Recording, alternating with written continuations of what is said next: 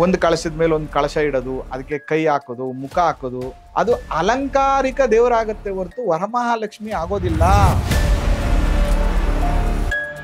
6 ಜನ ಕನ್ಯೆಯರು ಅವರ ಪಾದ ಪೂಜೆಯನ್ನು ಮಾಡಿ ಎಲ್ಲ ರೀತಿಯ ಲಕ್ಷ್ಮಿಯ ಅನುಗ್ರಹ ನಿಮಗೆ ಪ್ರಾಪ್ತಿಯಾಗಲಿ.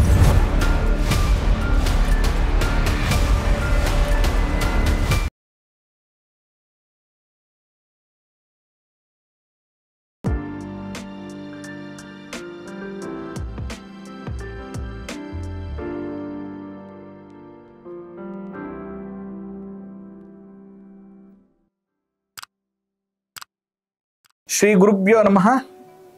ಮಾಯಕಾರ ಪ್ರಭುವೇ ನಮಃ. ಗಣೇಶ ದೇವಿ ವಾಗ್ದೇವಿ ಮಮ ವಾಕ್ಯ ಸಿದ್ಧಿ ಕುರು ಸ್ವಾಹ. ಓಂ ನಮೋ ಭಗವತಿ ಚಾಮುಂಡೇಶ್ವರಿ ಮಲಯಾಳ ಸ್ವರೂಪಿಣಿ ಸರ್ವಸಿದ್ಧಿಕಾರಿಣಿ ಸತ್ಯಂ ಬ್ರೂಹಿ ಸ್ವಾಹ. ಆರಾಧ್ಯ ದೈವನಾಗಿರುವಂಥ ಮಲೆ ಮಾದೇಶ್ವರರನ್ನ ಮನದಲ್ಲಿ ನೆನೆಯುತ್ತಾ ವಿದ್ಯಾಗುರುಗಳ ತಂದೆ ತಾಯಿಯ ಪಾದಾರವಿಂದಗಳಿಗೆ ನಮಸ್ಕಾರವನ್ನ ಮಾಡ್ತಾ ಜಗದ್ಗುರು ಪಂಚಾಚಾರ್ಯರನ್ನ ಬಸವಾದಿ ಶರಣರನ್ನ ಮನದಲ್ಲಿ ನೆನೆಯುತ್ತಾ ನನ್ನೆಲ್ಲ ಪ್ರೀತಿಯ ಯೂಟ್ಯೂಬ್ ವಾಹಿನಿಯ ವೀಕ್ಷಕ ಬಂಧುಗಳ ಅಂತರಾತ್ಮಗಳಿಗೆ ನಿಮ್ಮ ಮೂಗೂರು ಮಧುದೀಕ್ಷಿತ್ ಮಾಡುವಂತಹ ಪರಿಪೂರ್ಣವಾದಂಥ ನಮಸ್ಕಾರಗಳು. ಇವತ್ತಿನ ಸಂಚಿಕೆಯಲ್ಲಿ ವರಮಹಾಲಕ್ಷ್ಮಿ ಹಬ್ಬದ ಅನೇಕ ವಿಚಾರಗಳನ್ನು ತಿಳಿಸ್ತೇನೆ. ಇನ್ನು ಯಾರೆಲ್ಲ ನಮ್ಮ ಚಾನಲ್ನ ಸಬ್ಸ್ಕ್ರೈಬ್ ಆಗಿಲ್ಲ, ಸಬ್ಸ್ಕ್ರೈಬ್ ಆಗಿ, ಯಾರೆಲ್ಲ ಫಾಲೋ ಮಾಡಿಲ್ಲ ಫಾಲೋ ಮಾಡಿ ಮತ್ತು ಶೇರ್ ಮಾಡಿ. ನೋಡಿ, ಮೊದಲನೇದಾಗಿ ವಾಸ್ತು ಪ್ರಕಾರ ಅಂತ ಬಂದಾಗ ವರಮಹಾಲಕ್ಷ್ಮಿ ಹಬ್ಬವನ್ನು ಹೇಗೆ ಆಚರಣೆ ಮಾಡಬೇಕು ನೋಡಿ. ಆದಷ್ಟು ಕೂಡ ವರಮಹಾಲಕ್ಷ್ಮಿ ಹಬ್ಬವನ್ನು ಆಚರಣೆ ಮಾಡುವಂತ ಸಂದರ್ಭದಲ್ಲಿ ಆ ಲಕ್ಷ್ಮಿಯನ್ನ ಪೂರ್ವಾಭಿಮುಖವಾಗಿ ಅಥವಾ ಉತ್ತರಾಭಿಮುಖವಾಗಿ ಕೂರಿಸ್ಬೇಕು. It is very important. ಪೂರ್ವ ಅಥವಾ ಉತ್ತರಾಭಿಮುಖವಾಗಿ ಕೂತ್ಕೋಬೇಕು. ಎರಡನೇದು, ನೀವು ವರಮಹಾಲಕ್ಷ್ಮಿಯನ್ನ ಪೂಜೆ ಮಾಡುವಂತ ಸಂದರ್ಭದಲ್ಲಿ ಉತ್ತರ ಅಥವಾ ಪೂರ್ವಾಭಿಮುಖವಾಗಿಯೇ ಕೂತ್ಕೊಂಡು ಪೂಜೆಯನ್ನ ಮಾಡಬೇಕು. ಯಾವುದೇ ಕಾರಣಕ್ಕೂ ದಕ್ಷಿಣ ಅಭಿಮುಖವಾಗಿ ವರಮಹಾಲಕ್ಷ್ಮಿ ಅಮ್ಮನವರ ಕಳಶವನ್ನ ಇಡಬಾರ್ದು. ಬಾಳೆ ಎಲೆಯ ತುದಿ ಇದೆಯಲ್ಲ, ಆ ಬಾಳೆ ಎಲೆಯ ತುದಿ ಪೂರ್ವ ಅಥವಾ ಉತ್ತರಾಭಿಮುಖವಾಗಿ ಇರಬೇಕು. ಅದಾದ್ಮೇಲೆ ಅಕ್ಕಿಯನ್ನ ಇಟ್ಟು ಕಳಶವನ್ನ ಇಡಿ. ಜೊತೆಗೆ ಯಾವುದೇ ಕಾರಣಕ್ಕೂ ನಿಮ್ಮ ಮನೆಯ ಮುಖ್ಯ ದ್ವಾರಕ್ಕೆ ಬೆನ್ನಿರುವಂತಹ ರೀತಿಯಲ್ಲಿ ಯಾವುದೇ ಕಾರಣಕ್ಕೂ ಇದನ್ನು ತಿಳ್ಕೊಳ್ಳಿ. ನಿಮ್ಮ ಮನೆಗೆ ಬೆನ್ನು ಅಂದ್ರೆ ವರಮಹಾಲಕ್ಷ್ಮಿ ಅಮ್ಮನವರ ಕಳಶವನ್ನ ಇಟ್ಟಿರ್ತೀರಿ ನೀವು, ಅದರ ಬೆನ್ನು ಬಾಗಿಲ ಕಡೆಗೆ ಇರುವಂತಹ ರೀತಿಯಲ್ಲಿ ಇರಬಾರ್ದು. ಅದು ಕೂಡ ನಿಮಗೆ ಅನಾನುಕೂಲವನ್ನ ಕೊಟ್ಬಿಡುತ್ತೆ. ಅಂದ್ರೆ ಲಕ್ಷ್ಮಿಯ ಆಗಮವನ್ನ ತಡೆಗಟ್ಟಿಬಿಡುತ್ತೆ. ಮನೆಯಲ್ಲಿ ಅನೇಕ ತರ ಸಮಸ್ಯೆಗಳನ್ನು ಅನುಭವಿಸ್ಬೇಕಾಗ್ತದೆ. ಜೊತೆಗೆ ನೀವು ಧರಿಸಿರುವ ಯಾವುದೇ ಆಭರಣಗಳನ್ನ, ವಸ್ತ್ರಗಳನ್ನ ದೇವರಿಗೆ ಹಾಕಬಾರದು. ಹಾಕಿದ್ರೆ ನಿಮ್ಮ ಮನೆಯಲ್ಲಿ ಸಾಲಬಾಧೆ, ಸಂಕಷ್ಟಗಳು ಜಾಸ್ತಿ ಆಗ್ತಾ ಹೋಗುತ್ತೆ. ಜೊತೆಗೆ ಯಾವುದೇ ಕಾರಣಕ್ಕೂ ನಿಮ್ಮ ಶೌಚಾಲಯ, ಟಾಯ್ಲೆಟ್ ಅಂತ ಏನ್ ಹೇಳ್ತೀವಿ, ಅದಕ್ಕೆ ಮುಖ ಮಾಡಿ, ಅಂದ್ರೆ ಆ ಕಡೆಗೆ ಮುಖ ಮಾಡಿ ವರಮಹಾಲಕ್ಷ್ಮಿನ ಕೂರಿಸಬಾರ್ದು. ಮತ್ತೆ ಶೌಚಾಲಯದ ಗೋಡೆಗೆ ಅಟ್ಯಾಚ್ ಆಗೋ ತರ, ಅಂದ್ರೆ ಅದ್ರ ಗೋಡೆಗೆ ಹತ್ತಿರದಲ್ಲಿ ನೀವು ವರಮಹಾಲಕ್ಷ್ಮಿ ಅಮ್ಮನವರ ಕಳಶವನ್ನ ಇಡಬಾರ್ದು. ಜೊತೆಗೆ ಇವತ್ತಿನ ದಿನಗಳಲ್ಲಿ ಏನಾಗಿದೆ ಅಂತಂದ್ರೆ, ಒಂದು ಕಳಶದ ಮೇಲೆ ಒಂದು ಕಳಶ ಇಡೋದು, ಅದಕ್ಕೆ ಕೈ ಹಾಕೋದು, ಮುಖ ಹಾಕೋದು, ಮತ್ತೆ ಅದಕ್ಕೊಂದು ಕಬ್ಬಿಣವನ್ನು ಹಾಕಿ ಅದಕ್ಕೆ ಅಲಂಕಾರ ಮಾಡೋದು, ಇದೆಲ್ಲ ಓಕೆ ಮಾಡಿ, ಯುವರ್ ವಿಶ್, ನಿಮ್ಮ ಖುಷಿಗಿಂತ ದೊಡ್ಡ ದೇವರಿಲ್ಲ, ಖುಷಿ ಪಡಿ. ಆದ್ರೆ ಅದು ಅಲಂಕಾರಿಕ ದೇವರಾಗತ್ತೆ ಹೊರತು ವರಮಹಾಲಕ್ಷ್ಮಿ ಆಗೋದಿಲ್ಲ. ನೀವು ಅಲಂಕಾರವನ್ನ ಆ ರೀತಿ ಮಾಡ್ಕೊಳ್ಳಿ, ಇಷ್ಟ ಬಂದಂಗೆ ಮಾಡ್ಕೊಳ್ಳಿ, ನಿಮ್ ಖುಷಿಗೆ ಮಾಡ್ಕೊಳ್ಳಿ. ಆದ್ರೆ ಪಕ್ಕದಲ್ಲಿ ನೆಲದ ಮೇಲೆ ಕೂಡ ಒಂದು ಚಿಕ್ಕ ಕಳಶವನ್ನ ಇಟ್ಟು ಅದರಲ್ಲಿ ಶಾಸ್ತ್ರೋಕ್ತವಾಗಿ ಅಷ್ಟೋತ್ತರಾದಿಗಳನ್ನ ಹೇಳಿ ಪೂಜೆಯನ್ನ ಆ ಕಳಶಕ್ಕೆ ಮಾಡಿ. ಯಾಕಂದ್ರೆ ಒಂದು ಕಳಶ ದೇಹವನ್ನ ಇಂಡಿಕೇಟ್ ಮಾಡುತ್ತೆ, ಅದರಲ್ಲಿರುವಂತಹ ನೀರು ರಕ್ತವನ್ನ ಇಂಡಿಕೇಟ್ ಮಾಡುತ್ತೆ, ಅದಕ್ಕೆ ಹಾಕುವಂತ ನಾಣ್ಯ ಪ್ರಾಣವನ್ನ ಇಂಡಿಕೇಟ್ ಮಾಡುತ್ತೆ, ಅದಕ್ಕೆ ಹಾಕುವಂತಹ ತೆಂಗಿನಕಾಯಿ ಅದರ ಮುಖ ಮತ್ತು ಜಟೆಯನ್ನ ಇಂಡಿಕೇಟ್ ಮಾಡುತ್ತೆ, ಮತ್ತು ಅದಕ್ಕೆ ಸುತ್ತುವಂತ ದಾರ ಇದೆಯಲ್ಲ ಅದು ನರಮಂಡಲವನ್ನ ಇಂಡಿಕೇಟ್ ಮಾಡುತ್ತೆ. ಅದಾದ್ಮೇಲೆ ಅದಕ್ಕೆ ಹಾಕುವಂತಹ ಸ್ವಲ್ಪ ಸುಣ್ಣ, ನಾವು ಎಲೆಯನ್ನ ತಿನ್ನುವಂತ ಸಂದರ್ಭದಲ್ಲಿ ಸುಣ್ಣ ಬಳಸ್ತೀವಲ್ಲ, ಆ ಸುಣ್ಣ ಇದೆಯಲ್ಲ ಅದು ದೇಹದ ಮಾಂಸಖಂಡವನ್ನು ಇಂಡಿಕೇಟ್ ಮಾಡುತ್ತೆ. ಮತ್ತು ಇಡುವಂತಹ 2 ಎಲೆಗಳು ಪಾದಗಳನ್ನ ಇಂಡಿಕೇಟ್ ಮಾಡುತ್ತೆ. ಅದಕ್ಕೆ ನಾವು ಯಾವಾಗ್ಲೂ ಕೂಡ ಇಡುವಂತ ಸಂದರ್ಭದಲ್ಲಿ ಅದನ್ನ ಶಾಸ್ತ್ರಬದ್ಧವಾಗಿಟ್ಟು ಅಲಂಕಾರಿಕವಾಗಿ ನೀವೇನ್ ಬೇಕಾದ್ರೂ ಮಾಡ್ಕೊಳ್ಳಿ. ಇದು ಒಂದು. ಇದಿಷ್ಟು ಕೂಡ ವಾಸ್ತು ವಿಚಾರವಾಗಿ ಏನು ಮಾಡಬೇಕು. ಮತ್ತೆ ನೋಡಿ, ಯಾವುದೇ ಕಾರಣಕ್ಕೂ ಸ್ಟೇರ್ ಕೇಸ್ ಕೆಳಗಡೆ ಇಡಬಾರ್ದು. ಸ್ಟೇರ್ ಕೇಸ್ ಕೆಳಗಡೆ ಇಟ್ಟರೂ ಕೂಡ ಅದಕ್ಕೆ ವೇದೆ ಆಗತ್ತೆ, ಅಲ್ಲಿಂದ ನಿಮಗೆ ಸಮಸ್ಯೆಗಳು ಶುರುವಾಗುತ್ತೆ. ನಿಮಗೆ ತುಂಬಾ ವೈಭವವಾಗಿ ಮಾಡೋಕ್ಕಾಗ್ಲಿಲ್ವಾ, ಸಿಂಪಲ್ ಆಗಿ ಮಾಡಿ, ಆದ್ರೆ ಅದನ್ನ ಶಾಸ್ತ್ರೋಕ್ತವಾಗಿ ಮಾಡಿ. ನೋಡಿ, ಇವತ್ತಿನ ದಿನದಲ್ಲಿ ನಾವೆಲ್ಲ ಏನ್ ಮಾಡ್ತಾ ಇದೀವಿ ಅಂದ್ರೆ, ನಿಮ್ದು ಯಾವುದೋ ಸ್ಟೇಟಸ್ ಅಥವಾ ನಿಮ್ದು ಯಾವುದೋ ಸೆಲ್ಫಿಗೋಸ್ಕರ ಹಬ್ಬವನ್ನ ಆಚರಣೆ ಮಾಡಿಬಿಡೋದು ತಾತ್ಕಾಲಿಕ ಸುಖ ಅದು. ಆದ್ರೆ ವೈಭೋಗ ಇರಬೇಕು. ಆ ಮನೇಲಿ ವಾಸ ಮಾಡ್ತಾ ಇದ್ರಿ, ಬಾಡಿಗೆ ಮನೇಲಿ ಇದ್ರಿ ಅಂದ್ರೆ ಭೋಗ್ಯಕ್ಕೆ ಹೋಗ್ಬೇಕು, ಭೋಗ್ಯದಲ್ಲಿ ಇದನ್ನ ಸ್ವಂತ ತಗೋಬೇಕು.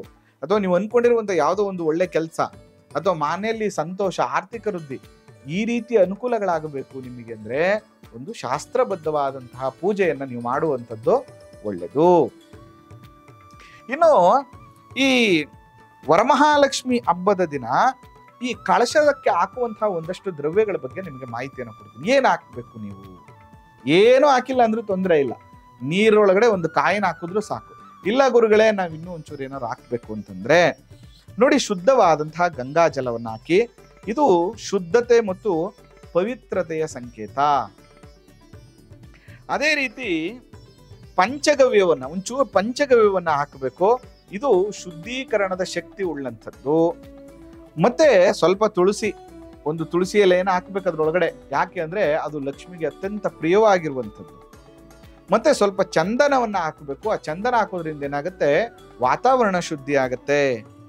ಸರ್ವ ವ್ಯಾಧಿ ನಿವಾರಕವಾಗಿರುವಂತ ಸ್ವಲ್ಪ ಬೆಲ್ಲ ಮತ್ತೆ ಒಂಚೂರು ಎಳ್ಳನ್ನ ಕೂಡ ಹಾಕಬೇಕು. ಇದರಿಂದ ನಕಾರಾತ್ಮಕವಾಗಿರುವಂತ ಶಕ್ತಿ ಏನಿದೆ, ಮನೆಯೊಳಗಡೆ ಬರುವಂತ ನೆಗೆಟಿವ್ ವೈಬ್ರೇಷನ್, ಅದು ನಿಮ್ಮ ಮನೆಗೆ ತುಂಬಾ ಜನ ಬಂದಾಗ ಅವರಿಂದ ಆಗುವಂತ ದೃಷ್ಟಿದೋಷವನ್ನ ಇದು ಅವಾಯ್ಡ್ ಮಾಡುತ್ತೆ. ಅದಾದ ಮೇಲೆ ಒಂದು ನಾಣ್ಯವನ್ನ ಹಾಕಿ, ಇದು ಧನ ಸಂಪತ್ತನ್ನ ಆಕರ್ಷಣೆ ಮಾಡತ್ತೆ. ಜೊತೆಗೆ ಇದ್ರೆ ನವರತ್ನ ಹಾಕುವಂಥದ್ದಿದ್ರೆ ಹಾಕಿ, ಇಲ್ಲ ಅಂದ್ರೆ ಪರವಾಗಿಲ್ಲ. ಅದರ ಜೊತೆಗೆ ಹಸಿರು ಪಾರಿಜಾತ ಅಥವಾ ಮಾಲತಿ ಹೂಗಳಿಂದ ನೀವು ಅಲಂಕಾರವನ್ನ ಮಾಡುವಂಥದ್ದು ಶ್ರೇಷ್ಠ. ಇನ್ನು ಬಳಸುವಂತಹ ವಿಳ್ಳೆದೆಲೆಗಳು, ಶ್ರೀಫಲ ಬಳಸ್ತೀರಿ, ಆ ಕಳಶದಲ್ಲಿ ಇಡುವಂತಹ ಎಲೆಗಳು 5 ಅಥವಾ 9 ಇರುವಂಥದ್ದು ಅತ್ಯಂತ ಶ್ರೇಷ್ಠ. 5 ಮತ್ತು 9 ನೀವು ಯಾವಾಗಲೂ ಬಳಸಿ. ಯಾಕಂದ್ರೆ 9 ಗ್ರಹ ಸಂಕೇತವಾಗಿದ್ರೆ 5 ಅನ್ನುವಂಥದ್ದು ಪಂಚತತ್ವಗಳ ಸಂಕೇತ ಆಗಿದೆ. ಇದರಿಂದ ನಿಮ್ಗೆ ಅತ್ಯಂತ ಶುಭ ಫಲಗಳು ಪ್ರಾಪ್ತಿಯಾಗತ್ತೆ. ಇನ್ನು ಈ ಮಹಾಲಕ್ಷ್ಮಿ, ವರಮಹಾಲಕ್ಷ್ಮಿ ಹಬ್ಬದಲ್ಲಿ ಯಾವೆಲ್ಲ ಪುಷ್ಪಗಳನ್ನ, ಹೂಗಳನ್ನ ಬಳಸಬೇಕು ಅಂದ್ರೆ, ಪಾರಿಜಾತ ಅತ್ಯಂತ ಶ್ರೇಷ್ಠ. ಕಮಲದ ಹೂವು ಲಕ್ಷ್ಮಿಗೆ ಅತ್ಯಂತ ಪ್ರೀತಿಯಾಗಿದೆ. ಕನಕಾಂಬರ ಮಾಂಗಲ್ಯ ಸೂಚಕ, ಮದುವೆ ಆಗಿಲ್ದಿದ್ದವ್ರಿಗೆ ಬೇಗ ಮದುವೆ ಆಗುತ್ತೆ. ಮತ್ತು ಗಂಡ ಹೆಂಡತಿ ಅಂದ್ರೆ ಮದುವೆ ಆಗಿರುವಂತವ್ರಿಗೆ ಮಾಂಗಲ್ಯ ಸೂಚಕ, ಗಂಡನ ಆಯಸ್ಸು ಜಾಸ್ತಿ ಆಗುವಂಥದ್ದು, ದಾಂಪತ್ಯ ಸುಖ ಜಾಸ್ತಿ ಆಗುವಂಥದ್ದು ಆಗ್ತದೆ. ಮತ್ತು ತುಳಸಿ ದಳ, ಶುದ್ಧಿ ಮತ್ತು ಭಕ್ತಿಯ ಸಂಕೇತವಾಗಿರುವಂತಹ ತುಳಸಿ ದಳ, ಇದಿಷ್ಟು ಕೂಡ ಪುಷ್ಪಗಳ ಅರ್ಪಣೆಯನ್ನು ಮಾಡಿ. ಅದರ ಜೊತೆಗೆ ಫಲಗಳು ಅಂತ ಬಂದಂತ ಸಂದರ್ಭದಲ್ಲಿ ಬಾಳೆಹಣ್ಣು ಮತ್ತು ದ್ರಾಕ್ಷಿ, ಏಲಕ್ಕಿ ಸಿಪ್ಪೆ ಹಣ್ಣುಗಳು, ಇದೆಲ್ಲವನ್ನ ಕೂಡ ನೀವು ಬಳಸೋದ್ರಿಂದ ನಿಮಗೆ ಶೀಘ್ರವಾಗಿ ಮಹಾಲಕ್ಷ್ಮಿಯ ಅನುಗ್ರಹಗಳು ಪ್ರಾಪ್ತಿಯಾಗ್ತದೆ. ಜೊತೆಗೆ ಒಂದು ತಟ್ಟೆಯಲ್ಲಿ ಸ್ವಲ್ಪ ಅಕ್ಕಿ, 9 ಧಾನ್ಯಗಳು, ಅದನ್ನ ಇಡೋದ್ರಿಂದ ನವಗ್ರಹ ದೋಷ ನಿವಾರಣೆ ಆಗುತ್ತೆ. ಸಂಪತ್ತಿನ ಸಂಕೇತವಾಗಿರುವಂಥದ್ದು, ಅದರಿಂದ ನಿಮ್ಮ ಮನೆಯಲ್ಲಿ ಯಾವತ್ತೂ ಕೂಡ ಧನಕನಕಾದಿಗಳ ಸಂಕಷ್ಟಗಳು ಬರೋದಿಲ್ಲ. ಅದಾದ ಮೇಲೆ ಅರಿಶಿಣ, ಕುಂಕುಮ, ವಸ್ತ್ರಾದಿಗಳು, ಕೆಂಪು ವಸ್ತ್ರಗಳು ಎಲ್ಲವನ್ನ ಇಟ್ಟು ಅಮ್ಮನವರಿಗೆ ಪೂಜೆಯನ್ನ ಮಾಡಿ. ಇನ್ನು ನೈವೇದ್ಯ ಅಂತ ಬಂದಾಗ ಅಮ್ಮನವ್ರಿಗೆ ಏನ್ ನೈವೇದ್ಯ ಮಾಡಬೇಕು, ಇದು ಬಹಳ ಮುಖ್ಯ. ನೈವೇದ್ಯ ಅನ್ನುವಂಥದ್ದು ಬಹಳ ಮುಖ್ಯ. ನೋಡಿ, ಹೆಸರುಬೇಳೆ ಪಾಯಸ, ಅಕ್ಕಿ ಪಾಯಸ ನಿಮ್ಗೆ ಅನುಕೂಲ ಆದಷ್ಟು, ಅಕ್ಕಿ ರೊಟ್ಟಿ, ಹೋಳಿಗೆ, ಒಬ್ಬಟ್ಟು ಮತ್ತು ಲಡ್ಡು ಅಮ್ಮನವ್ರಿಗೆ ಬಹಳ ಪ್ರೀತಿ. ಜೊತೆಗೆ ಒಂದ್ ಸ್ವಲ್ಪ ಹಾಲ್ಗೆ ಬೆಲ್ಲವನ್ನ ಕೂಡ ಹಾಕಿ ನೈವೇದ್ಯವನ್ನ ಮಾಡೋದ್ರಿಂದ ಶೀಘ್ರವಾದಂತಹ ಫಲಗಳು ನಿಮಗೆ ಪ್ರಾಪ್ತಿಯಾಗುತ್ತೆ. ದಯವಿಟ್ಟು ಈ ಕಳಶವನ್ನ ಇಡುವಂತ ಸಂದರ್ಭದಲ್ಲಿ ಆದಷ್ಟು ತಾಮ್ರದ ಕಳಶವನ್ನ ಇಡಿ. ಇದು ನಿಮ್ಮ ಮಂತ್ರ ಶಕ್ತಿ ಅಥವಾ ನೀವು ಪೂಜಿಸುವಂತಹ ಎನರ್ಜಿಯನ್ನ ಅಬ್ಸರ್ವ್ ಮಾಡಿಕೊಂಡು ನಿಮ್ಗೆ ಇಡೀ ಮನೆಗೆ ತರಂಗಗಳನ್ನ ಕೊಡುತ್ತೆ. ಅದರಿಂದ ಮನೆಯಲ್ಲಿರುವಂತಹ ನೆಗೆಟಿವಿಟಿ ಕಮ್ಮಿ ಆಗುತ್ತೆ. ಅದರ ಜೊತೆಗೆ ಓಂ ಶ್ರೀಂ ಮಹಾಲಕ್ಷ್ಮೇ ನಮಃ ಅಥವಾ ಶ್ರೀಂ ರೀಂ ಕ್ರೀಂ ಶ್ರೀಂ ಅಥವಾ ಶ್ರೀಂ ರೀಂ ಕ್ರೀಂ ಶ್ರೀ ಮಹಾಲಕ್ಷ್ಮೇ ನಮಃ ಈ ಮಂತ್ರವನ್ನ 21 ಅಥವಾ 108 ಬಾರಿ ಜಪವನ್ನ ಮಾಡ್ತಾ ಬನ್ನಿ. ಇದರಿಂದ ಸಂಪೂರ್ಣವಾಗಿ ನಿಮ್ಮ ಮನೆಯಲ್ಲಿ ಅಮ್ಮನವರ ಅನುಗ್ರಹ ಆಗುತ್ತೆ. ಜೊತೆಗೆ ನಿಮ್ಮ ಮನೆಯಲ್ಲಿ ಫೈನಾನ್ಷಿಯಲಿ ಇಂಪ್ರೂವ್ಮೆಂಟ್ ಆಗಬೇಕು ಮತ್ತು ಹಣ ಉಳಿಬೇಕು, ಐಶ್ವರ್ಯವನ್ನು ಸಂಪಾದನೆ ಮಾಡ್ಬೇಕು, ನಾವು ಐಶ್ವರ್ಯ ಉಳಿಬೇಕು ನಮ್ಮಲ್ಲಿ ಅಂತಂದ್ರೆ ಬಿಳಿ ಕವಡೆಯನ್ನು, ದನದ ಹಿರಿಮೆ ಸಾಲಬಾಧೆಗಳು ನಿವಾರಣೆ ಆಗಬೇಕು ಅಂದ್ರೆ ಹಳದಿ ಕವಡೆಯನ್ನು, ದೃಷ್ಟಿದೋಷ ನಿವಾರಣೆ ಆಗ್ಲಿಕ್ಕೆ ಸ್ವಲ್ಪ ಹಳದಿ ಡಾರ್ಕ್ ಹಳದಿ ಅಥವಾ ಕಪ್ಪು ಕವಡೆಯನ್ನ ಇಟ್ಟು ಪೂಜೆ ಮಾಡೋದ್ರಿಂದ ಅಮ್ಮನವರಿಗೆ ವಿಶೇಷವಾದಂತಹ ಅನುಗ್ರಹ ನಿಮಗೆ ಪ್ರಾಪ್ತಿಯಾಗತ್ತೆ, ದನ ಕನಕಗಳ ಅನುಕೂಲ ನಿಮಗೆ ಪ್ರಾಪ್ತಿಯಾಗುತ್ತೆ. ಅದಾದ್ಮೇಲೆ ನೀವೇನ್ ಮಾಡಿ ಅಂದ್ರೆ ಒಂದು ಕೆಂಪು ಬಟ್ಟೆಯಲ್ಲಿ ಪೂಜೆ ಎಲ್ಲ ಆದ್ಮೇಲೆ ಗಂಟು ಕಟ್ಟು ನಿಮ್ಮ ಮನೆಯಲ್ಲಿ ಇಟ್ಕೊಳ್ಳಿ, ಇದರಿಂದ ಶುಭ ಫಲಗಳು ನಿಮಗೆ ಪ್ರಾಪ್ತಿಯಾಗುತ್ತೆ. ಜೊತೆಗೆ ಒಂದು ಶಂಖವನ್ನ ಇಟ್ಟು ಪೂಜೆ ಮಾಡಿ, ಯಾಕಂದ್ರೆ ಶಂಖದಲ್ಲಿ ಲಕ್ಷ್ಮಿಯ ವಾಸ ಇದೆ ಅನ್ನುವಂತಹ ಪುರಾಣಗಳ ಕಥೆಗಳು ನಮ್ಗೆ ಹೇಳುತ್ತೆ. ಅದರಿಂದ ಶಂಖವನ್ನ ಕೂಡ ನೀವು ಮನೆಯಲ್ಲಿಟ್ಟು ಪೂಜೆ ಮಾಡಿ. ಯಾಕಂದ್ರೆ ಶಂಖ ಇದೆಯಲ್ಲ, ಈ ಶಂಖ ಮುತ್ತು ಕವಡೆಗಳು ಇದೆಲ್ಲವೂ ಕೂಡ ಸಹೋದರ ಮತ್ತು ಸಹೋದರಿಯರು ಲಕ್ಷ್ಮಿಗೆ, ಸಮುದ್ರ ಮರ್ತನದಲ್ಲಿ ಲಕ್ಷ್ಮಿಯ ಜೊತೆಗೆ ಹುಟ್ಟಿರುವಂಥವ್ರು, ಜನಿಸಿರುವಂಥವ್ರು. ಅದಕ್ಕೋಸ್ಕರ ಈ ರೀತಿಯಾಗಿ ಶಾಸ್ತ್ರಬದ್ಧವಾಗಿ ಲಕ್ಷ್ಮೀ ಪೂಜೆಯನ್ನ ನೀವು ಮಾಡಿದ್ದೇ ಆದ್ರೆ ಸಮೃದ್ಧಿ, ಆರೋಗ್ಯ, ಸಂತಾನ ಸುಖ ಎಲ್ಲವೂ ಕೂಡ ನಿಮಗೆ ಪ್ರಾಪ್ತಿಯಾಗತ್ತೆ. ಸರಿಯಾದ ಕ್ರಮದಲ್ಲಿ ನಾನು ಹೇಳಿದ್ನಲ್ಲ, ಪಾಯಿಂಟ್ ಟು ಪಾಯಿಂಟ್ ನಿಮ್ಗೆಲ್ಲವನ್ನ ಎಕ್ಸ್ಪ್ಲೇನ್ ಮಾಡಿದ್ದೀನಿ ನೀವು ಯಾವ ತರ ಮಾಡಬೇಕು ಅಂತ. ಆ ರೀತಿಯಾಗಿ ನೀವು ವರಮಹಾಲಕ್ಷ್ಮಿ ಹಬ್ಬವನ್ನ ಆಚರಣೆ ಮಾಡಿದ್ದಾದ್ರೆ ಎಲ್ಲ ರೀತಿಯ ಅನುಕೂಲಗಳು ಆಗತ್ತೆ.